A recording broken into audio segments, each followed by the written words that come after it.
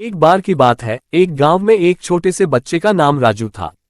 राजू बहुत ही उत्तेजनाओं भरा हुआ था और उसकी मनमानी थी। उसकी माँ बहुत परेशान रहती थी क्योंकि वह हमेशा जिद्दी होता था। राजू काफी दिनों से बाहर नहीं गया था। आज काफी दिनों के बाद बाहर निकलने का मौका मिला है।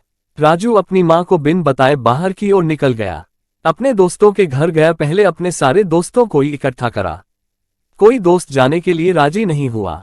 सभी को पता है कि राजू कितना नटखट है और हमेशा वह घर के अंदर ही रहा है। इसी के चलते सारे बच्चे उससे डरते रहते थे।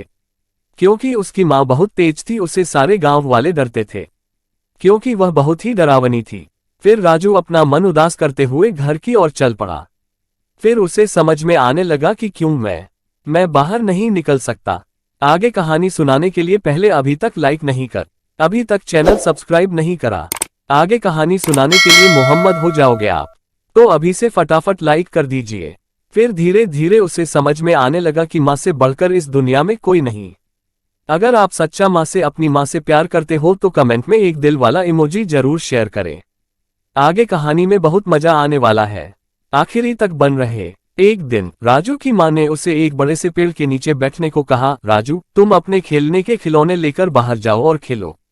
परंतु राजू ने उसकी सुनी नहीं और उसने अपनी माँ से कहा, मैं अभी खेलने नहीं जा रहा, मैं यहाँ बैठकर कहानी पढ़ूंगा। राजू ने अपनी माँ से झगड़ते हुए उस पेड़ के नीचे बैठकर एक किताब खोली और कहानी पढ़ने लगा। उस कहानी की दुनिया में खोकर उसे बहुत मजा आने लगा और वह भूल गया कि वह खेलने के लिए बाहर आया था। वह राजू इतना किताब में इतना खो गया कि उसे भूल गया है कि मुझे अभी खेलना था बाहर, अभी तो मैं मना कर रहा था किताब पढ़ने के लिए। सब धीरे धीरे राजू भूल गया। अपनी माँ जैसी ऐसी बोलते वैसे वैसे वह करता।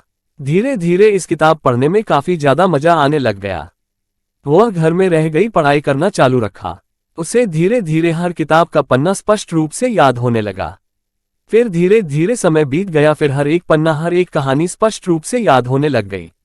धीरे धीरे समय बीतता गया और राजू की माँ ने देखा कि राजू अब भी उसी पेड़ के नीचे किताब पढ़ रहा है। उसने उसे बुलाया और कहा, राजू, तुमने इतना समय कहानी पढ़ने में बिता दिया, अब खेलने का समय हो गया है। राजू ने माँ की बात मानी और उसने खेलने के खिलौने उठाए। उसने खेलकर बहुत मजा किया और उसकी माँ भी खुश रही। राजू ने इस घटना से सीखा कि समय समय पर खेलने का महत्व होता है और हमें अपने माता पिता की सुनना चाहिए। और तब से राजू ने खेलने और पढ़ाई के बीच सही संतुलन बनाया और वह हमेशा खुश रहता।